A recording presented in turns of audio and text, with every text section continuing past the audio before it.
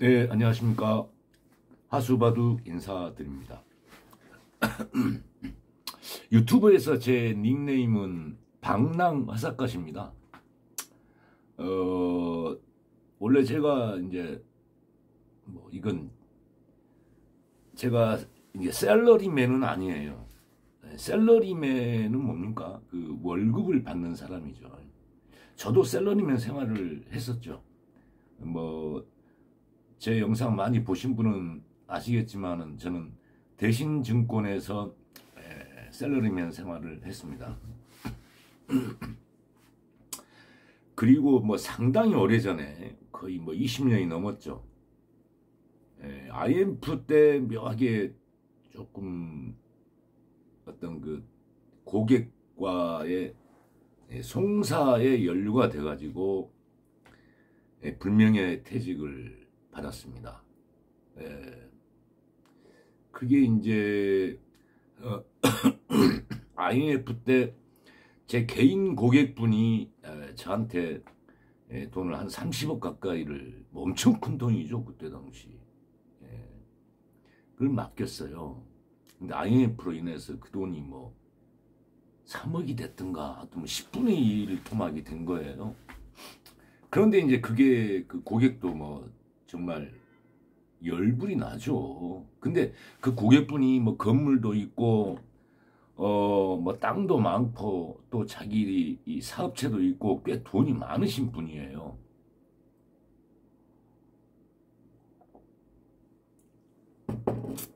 그런데 저를 이제 소송을 했어요.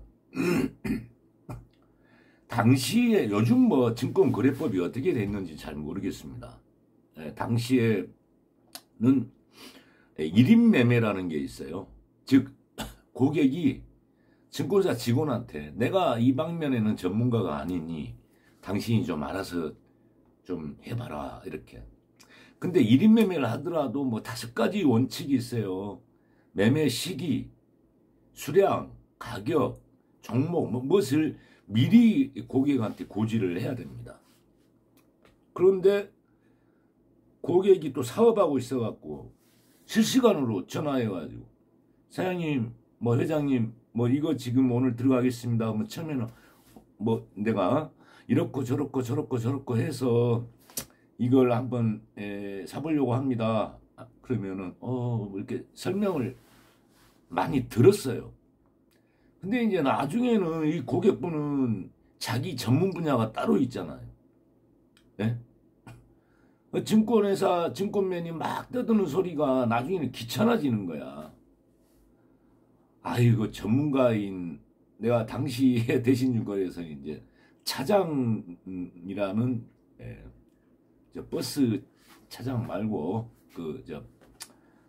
차장이라는 직함이 있었어요. 그래서 차장이 알아서 해야지 그걸 다 나도 다른 일로 바빠 죽겠는데 막 계속 그것만 내가 전화를 받을 수는 없지 않냐. 알아서 해라 그러더라고. 요즘 같으면은 그것을 아마 녹취를 할 겁니다. 요즘은. 그죠? 근데 당시에는 다 좀 사람들이 다들 순수했어요. 법에 대해서도 잘 모르고, 네, 또 인지상정. 인간 대 인간의 어떤 그런 끈끈한 관계 속으로 뭘 하려고 했지, 그런 것을 체증을 남기고 이런 건 제가 법대를 나왔으면서도 생각도 못했어요. 저는 법보다는 사람의 인간의 감성을 더 우선시 했었거든요. 지금도 그렇습니다. 제 마음. 그래서 이제 알아서 하다가 IMF라는 그 초유의 참극이 나오면서 무차별적으로 그냥 주가가 하락을 했어요. 그런데 당시에는 이제 그래도 우량주들은 좀 나왔어요. 그런데 이제 증권맨들이 흔히 우량주는 흔히 하이 리스크 하이 리턴 그러잖아요. 위험을 내가 많이 감내를 하면은 그것에서 이기는 순간 리턴 돌아오는 것도 굉장히 크다. 모든 게 그러잖아요.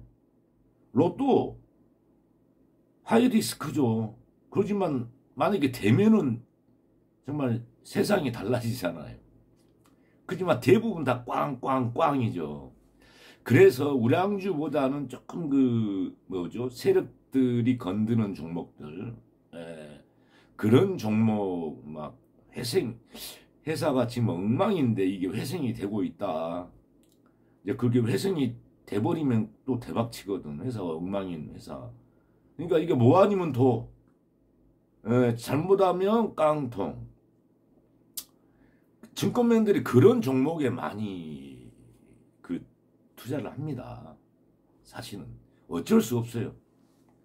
우량주라는 것은 한번 사면은 가만히 갖고 10년, 20년, 30년 삼성전자 하나 사놓고 30년, 50년을 갖고 자식한테도 물려주는 주식 아닙니까?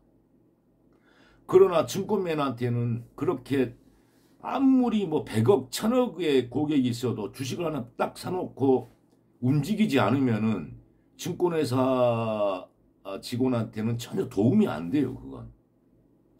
저 양반 돈 1000억대 자산가다라는 잘난 체 하는 사람에 불과하지 영업하는 사람에게는 전혀 도움이 안 돼요. 그래서 우뻑지뻑한 종목에 많이 들어갑니다, 증권맨들이. 저도 증권회사를 다녀봐서 압니다. 그래서 어쩔 수 없어요. 증권회사 직원들은 굉장한 리스크 있는 종목에 겁니다. 또 고객분들 중에도 내가 한 몇천만 원 이거 가지고 10년 20년 갖고 있어갖고 4천만 원이 8천만 원 되고 1억 되면 뭐하냐. 그냥 한번 쫙 좀 리스크 있는 걸로 한번 질러봐. 이렇게 되는 거예요. 그러다가 어쨌든 이제 그 고객 입장에서는 저한테 이제 이제 소송을 걸었어요. 그래서 그 녹취가 안 돼 있어가지고 제가 증권거래법 1인매매법을 위반했다 해가지고 그때만 해도 증권거래법 위반이면은 형사처벌은 없었어요. 요즘은 또 모르겠습니다. 휴일날은 이렇게 소맥 한 잔, 그리고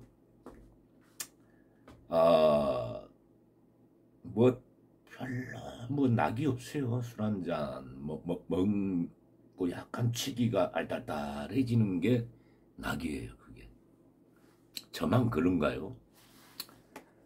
아무튼 그렇게 해서 송사 붙어가지고 이제 그때는 형사처벌은 없었고요. 과징금이랄지 또 손해배상 이 정도였어요. 그래서 대신증권에서 대신증권은 사용자 책임이죠. 자기 고용자가 피고용자가 사고를 치면은 그 사업자는 책임을 좀 져야 됩니다. 그 대신 이 사업자는 그 피고용인에게 구상권이라고 네가 우리 회사에 손해를 끼쳤으니 돈을 내놔라 이렇게 됩니다. 그렇게 해서 이제 소송이 가가지고 1심에서 끝났나 2심에서 끝났나 모르겠는데 어떻게 됐냐면은 회사 책임이 그때 당시 고객 책임사, 고객도 그렇게 매매가 빈발한 게 상당히 오랜 동안 2년 3년 지속돼 왔는데 돈을 좀 벌었을 때는 아무 소리 한 적 없고 돈이 이제 깨지니까 이제 와서 했다 해서 고객에게도 그것을 방지한 책임이 있다. 그래서 고객사. 그 다음에 회사하고 나하고 3대3이었던가 잘 기억이 회사하고 나하고 6대4였어요. 그럼 30억에 대해서 30억 전부는 아니고 그 송사 금액이 27억인가 얼마인가 그랬는데 하여튼 30억으로 칩시다. 거기에 고객이 사면은 고객이 3, 40, 12억은 고객 책임. 그러면 나머지 그러면 18억은 회사하고 내가 물어줘야 돼. 그 고객한테 18억은. 이게 고객은 30억 중에 예를 들어서 18억은 돌려받는 거지. 회사나 나를 통해서. 그런데 뭡니까? 그 내가 무자력인 경우에는 회사에서 우선 대신 대납을 해줘야 돼. 그 다음에 나한테 구상권을 청구하게 되는 거죠. 네, 그래서 대신증권에서 거의 18억 아니 얼마 정도를 고객한테 변상을 했어요. 그리고 이제 저한테 구상권이라는 게 존재하지 않습니까? 네, 그렇게 해서 제가 대신증권한테 갚아야 될 돈, 그 돈 못 갚았죠. 그렇게 해서 제가 이제 신용불량자가 되고 신용불량자 생활을 뭐 한 10년여 했어요. 예. 아, 그러다가 이제 대신증권 나와갖고 제가 벤처를 좀 했었어요. 벤처. 제가 원화라기보다는 벤처는 IT 쪽 기술이 있어야 되기 때문에 그쪽에 그 공학과를 나온 제 후배하고 뭐 동업식으로 했어요. 그런데 제가 그쪽 방향의 지식은 모르니까 대표는 이제 후배가 했고 저는 본부장 그러니까 뭐 이사 본부장을 했었어요. 그리고는 저는 이제 자금 운용과 자금 조달, 뭐 기업 홍보 뭐 이쪽을 담당했고 이제 대표는 기술 개발 이쪽으로 좀 했고 그때 이제 그 좀 알토란 같은 제 돈이 그때 당시 2000년도에 5천만 원을 그 회사한테 내가 돈을 투자를 하고 들어간 거예요. 지분도 내가 설찬이 있죠. 그 회사 지분에 내가 한 20% 정도, 대표가 한 40% 갖고 나머지는 이제 여러 또 다른 주주들이 있지 않습니까? 그래서 대표하고 내가 갖고 있는 지분으로 이제 60%가 되는 거죠. 그렇게 했던 채무 관계가 또 그 친구도 굉장히 그 회사를 또 막 크게 이끌어 나가다가 망해버렸어요. 그리고 나서 그 친구도 그 후배도 굉장한 어려운 생활 막 거의 낭인이 돼가지고 그렇게 힘든 나날을 보내다가 지금은 한 벤처기업의 회장을 하고 있습니다. 뭐 누구라고 얘기를 제가 말하면 안 되겠죠. 예. 그래서 이제 거기한테 그때 20년 전에 5천만 원인데 그 원금만 갚으면 되겠습니까? 지가 만약에 성공하지 못했다면 나도 그냥 잊어버리려고 했어요. 어쩔 수 없잖아요. 누구한테 받겠어요? 근데 자기가 성공했잖아. 근데 이제 와서 원금만 갚겠다고 하면은 그게 인간의 도리입니까? 20년이 넘은 23년 된 그때의 돈 5천만 원이 이제 와서 5천만 원만 주겠다고요? 예?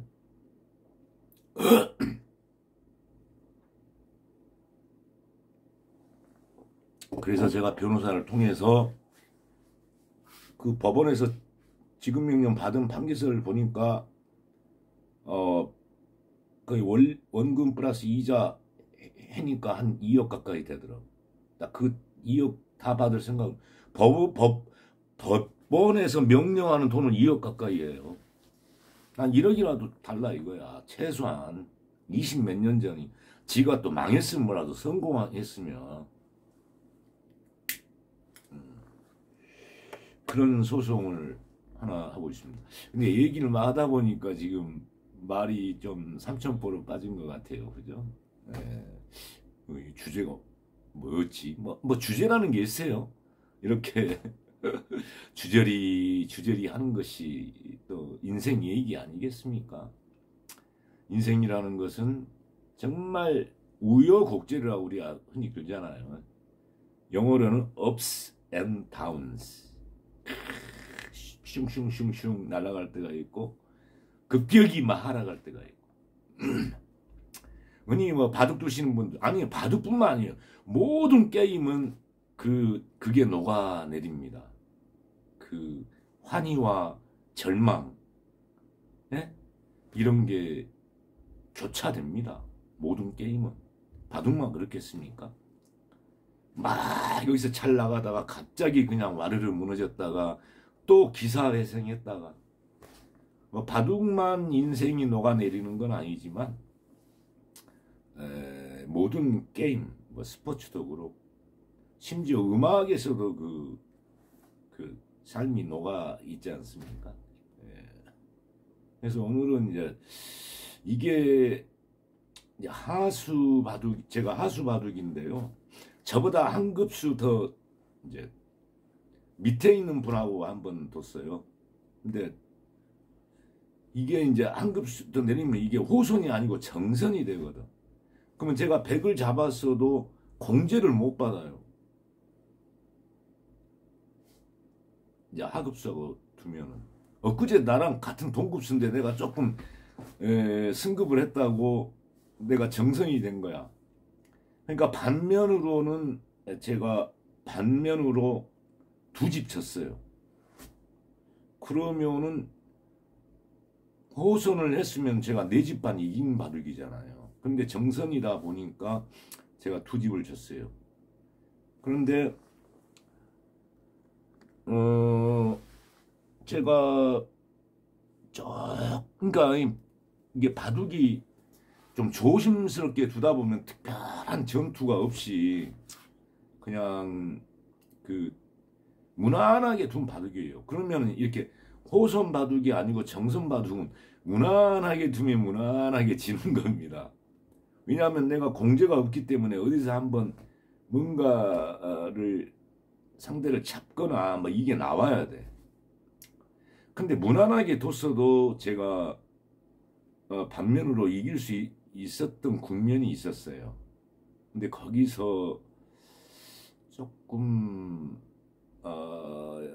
욕심을 냈다고 할까요?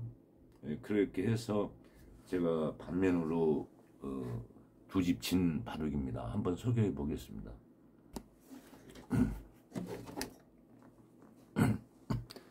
이게 이제 제가 100이죠.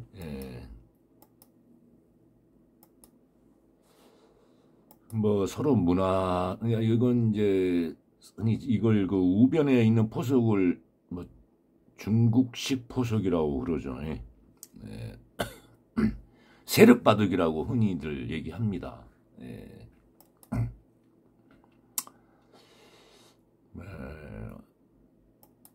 3-3을 일단 우하에서 3-3 침범해서 일단은 선수를 저는 잡는 게 목표입니다.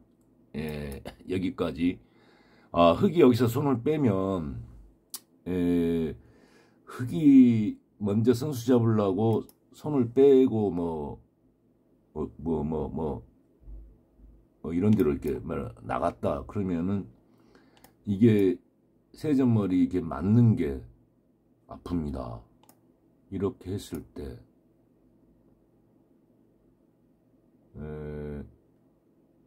한 번 더 2단 제낌이 가능합니다.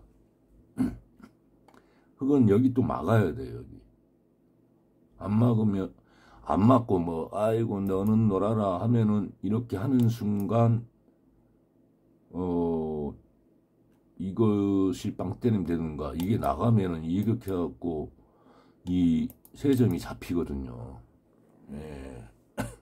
그러면은 이 뭐죠? 이 세력이 뭐 한순간 와르르르르르 무너지는 분위기잖아요.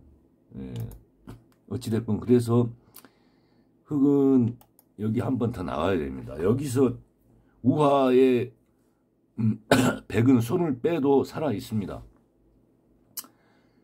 네, 그리고 이제 또 상변. 근데 여기서는 보통 요즘 바둑들 보면은 여기서는 이렇게 여기를 붙이더라고요. 여기를 붙이더라고요. 뭐 붙였을 때 변화는 뭐 어떻게 되나요? 뭐 이렇게 양쪽으로 해가지고 어느 정도 그 흑의 우변의 세력이 좀 무너지는 분위기예요. 요즘은 추세가 저렇게 붙여서 두더라고요. 예, 저는 옛날식으로 이거 빨리 갈게요. 아무튼 이제 저렇게 한 것은 우변의 흑의 세력을 조금 무너뜨리는 것이 목표지 않습니까? 예.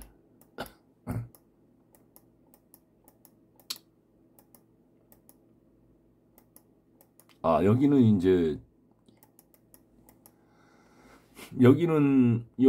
저 상변의 흑 한 점을 잡는 게 굉장히 중요하거든요. 이 흑이 만약에 살아나가면 이 우상의 백도 좀 위험해지고, 하여튼 좌상도 그냥 굉장히 엷어지고, 그래서 흔히 이 흑 한 점을 요석이라고 합니다. 그렇죠, 고수님들? 아닌가요? 그래서 이게 이제 충머리로 이게 잡은 거예요. 그래서, 이건 또 뭐냐. 충머리로 잡은 건데, 그래서 이제 흑은 충머리도 막을 겸 좌하의 백을 공격도 할 겸 뭐 이렇게 뒀습니다.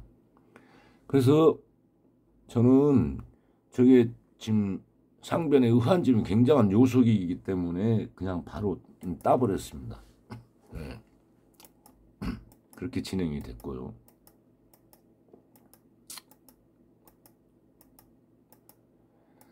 아무튼 뭐 우리 대부분은 자꾸 하수 하니까 조금 기분 나쁘시겠지만, 대부분 우리 하수들은 행마가 그렇게 이쁘지도 않고 또 바둑 두는 게 좀 구수님들처럼 시원하고 경쾌하게 잘 못 둡니다. 그래서 좀 답답하실 거예요. 근데 우리가 대부분 이렇게 두거든요. 제 바둑에서 뭐 바둑을 좀 배우려고는 하지 마시고요. 하수들이 범하는 행마의 조금 그 답답함, 그 다음에 실수. 그런데 대부분 우리들은 이렇게 바둑을 두고 있거든요. 이걸 통해서 조금 반면 교사하시라, 이런 생각으로 바둑을 좀 소개합니다. 우아에서 여기 제낀 건, 제가 여기는 제 생각은 그렇습니다. 여기를 이렇게 한 다음에 제낀 건 만에 하나 제가 뭐 이런 데를 뭐 침투를 하려고 생각하면은 여기 이거 제끼는 것은 조금 놔둬야 돼요. 맛을 놔둬야 돼요.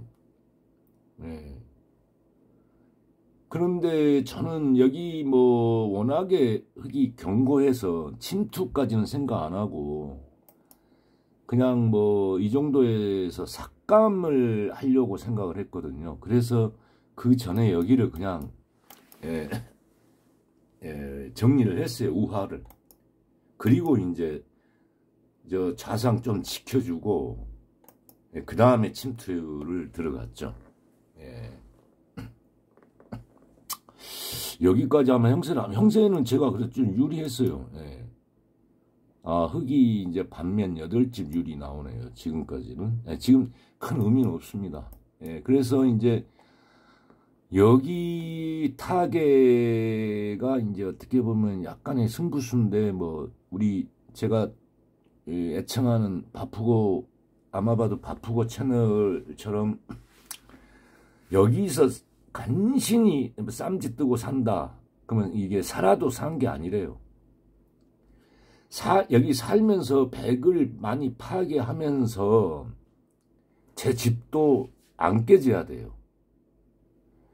막 이게 살 나가다가 막 흙이 이런데 탁 좌상에 흙이 이렇게 막 싸발려지면은 제 백도 좀 처참해지거든요.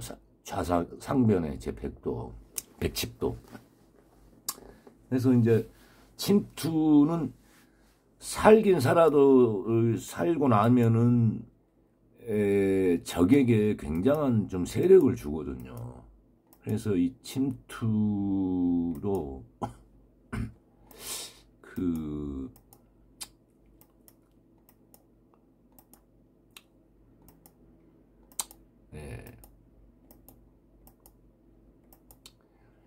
이게 뭐 성공적으로 뭐 침투를 해서 했는지 그건 잘 모르겠어요.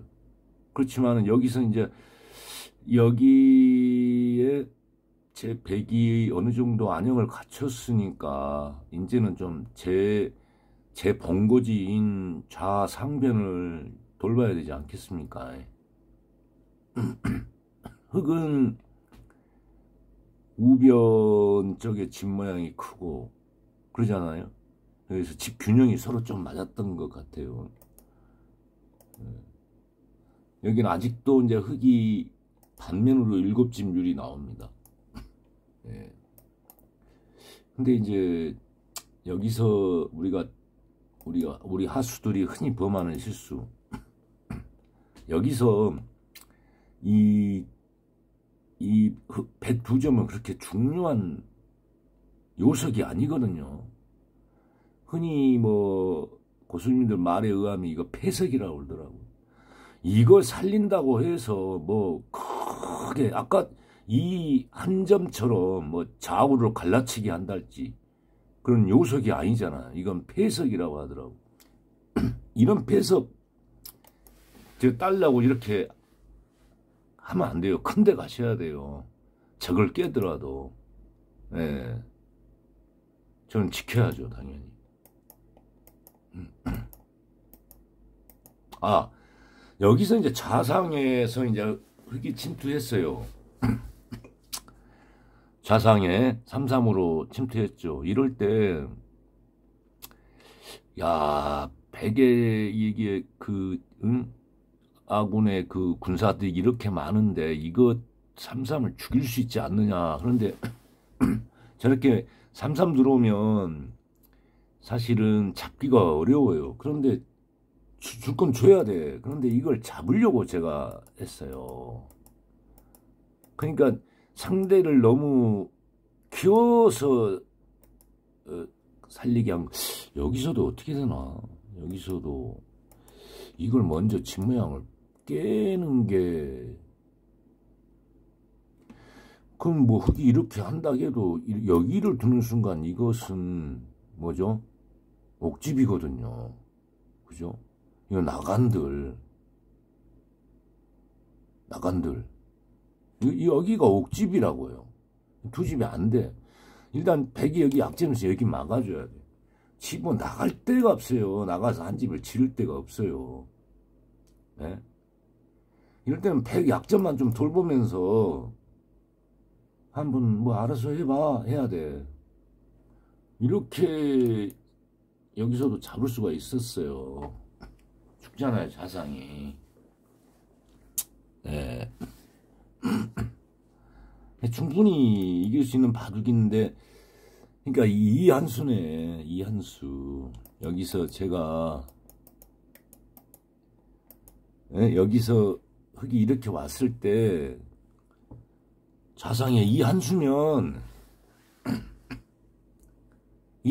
돼요. 그러면은 뭐 이게 안 하고 흙이 여기 내려선다. 내려서. 그러면 어떻게 해야 돼? 그래도 여기 옥집 만들어 놔야 돼요. 옥집 만들어 놔야 돼. 이래도 내려서도 안 돼요. 이건 안 돼요. 이건 이게 이 바둑의 저 한전이 사실은 이게 자상의 저 100 제끼는 것 저 한 점이 승부수였어요. 바둑을 한 판 두고 나시면 꼭 복기를 해봐야 돼요. 복기를 꼭 해봐야 됩니다.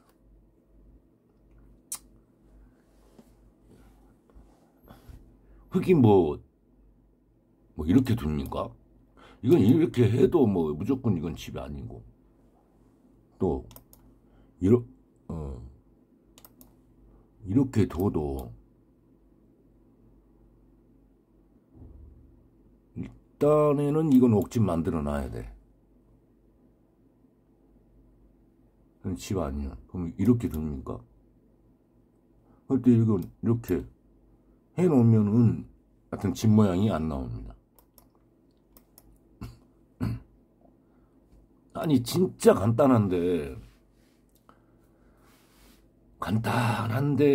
이게 안 됩니다. 잘 우리들은 순간적으로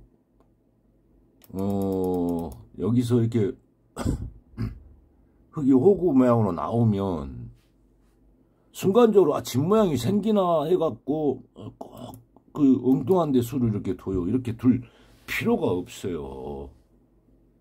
그렇게 해서 자상을 살려줬어요. 이것이 이제 끝까지 갔어요. 영세가 야, 여기서도 제가 반면 내 집 율이 나오네. 여기 좌상 흙을 살려줬어도 그러면 이제 나머지 바둑에서 제가 뭔가 좀 잘못 뒀다라는 거네요. 저도 지금 복귀를 해보고 있습니다만 어디서 이건 이제 거의 지금 바둑이 끝내기예요. 이 끝내기는 진짜 큰 데를 찾아다녀야 돼. 여기였나 그러면 야흑이 한 집 유리로 나온다. 그러네. 그러니까 이거보다는 예컨대 이런 데가 굉장히 컸다라는 거예요. 네, 여기 저 우변에 이 흙집 파괴하는 것이 굉장히 컸다라는 얘기입니다. 네, 여기가 끝내기에서 굉장히 큰 자리였어요. 흙집을 깨는 게 그렇게 되는. 그래서 아무튼 나머지 그러니까 이게 상당히 컸네. 흙집이 여기 조금 불려지는 게 아마 여기서부터 반면으로 그래도 100세집 률이 나오네. 왜 이러지 영세가. 참. 그러니까 끝내기도 굉장히 어렵습니다. 저기 102점을 잡았는데 저게 이제 처음에 초반에는 이 두 점이 크지는 않았어요. 그런데 이제 끝내기로 갔을 때는 이 두 점이 또 엄청 컸네. 반면 무승부로 나오네. 그냥 끝내기 때는 초반에는 이건 패석이었어요. 초반에는 패석이지만 이제 끝내기에서는 여기가 예컨대 흙이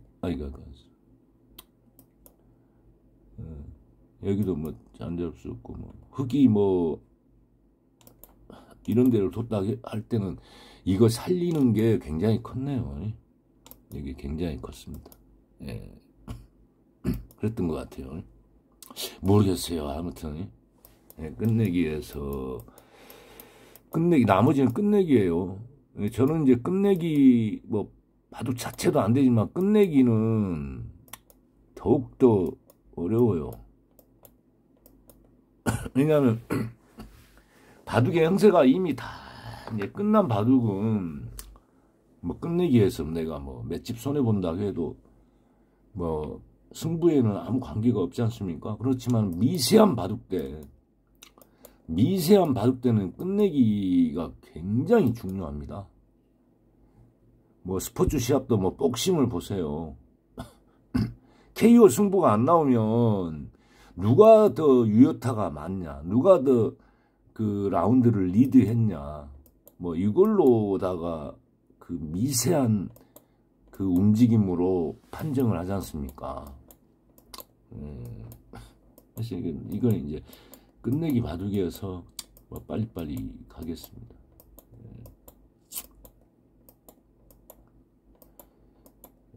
하여튼 승부처는 다 지났고 끝내기, 왜냐하면 제가 반면으로 두 집을 졌기 때문에 끝내기도 굉장히 중요했어요, 사실은. 그런데 끝내기는 하고 나면 내가 뭘 잘못했는지를 잘 모르겠어요. 전혀 몰라서 그냥 빨리빨리 갑니다. 어디가 컸는지 이런 건. 아무튼 끝내기는, 제가 아는 끝내기는 일단은 선수로 가야 돼요. 선수 끝내기를 해야 됩니다. 상대가 받아야 되는 자리에 해야 됩니다.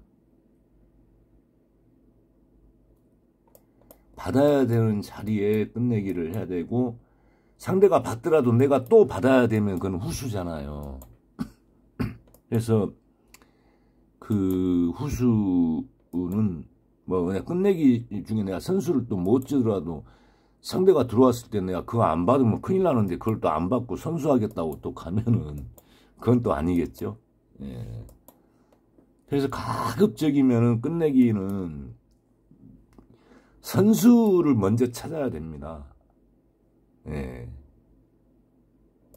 선수를 찾으면서 끝내기로 가야 되고, 또 인터넷 바둑이 뭐 초있기 때문에 또 막판에 오면은 막 시간이 엄청 막 하나 둘 셋 초있기 들어가잖아요. 그러면 이제 좀 마지막 제가 좀 불리함을 느끼고 조금 이렇게 좀 꼬장보다는 한번 어떻게 봤나 한번 본 거예요. 이걸 또 꼬장이라고 할 수도 있죠. 꼬장이면 2번 꼬장 부렸네. 그리고 이제 이렇게 하고 정리하고 끝냈습니다. 그렇게 해서 형세는 흑이 반면으로 2집 유리입니다.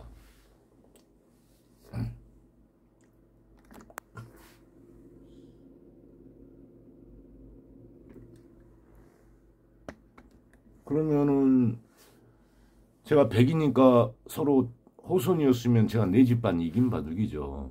근데 이제 상대가 저보다 한 급수 낮아가지고 정선으로 하는 바람에 졌습니다. 그렇지만 뭐 그래서 제가 상대보다 한 급수 더 인정을 받고 있는 거 아니겠습니까? 그러니까 자기보다 더 하급자고 둘 때는 평범하게 두면은 평범하게 진다. 어디서 하나를 좀 잡아내야 돼요.